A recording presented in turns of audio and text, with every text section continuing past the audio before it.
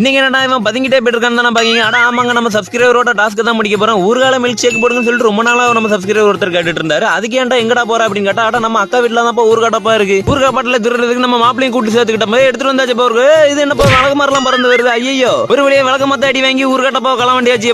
மாப்பிள வேற உள்ள மாட்டிக்கிட்டான், அவனுக்கு வேற உள்ள கும்பாங்குத்துடு.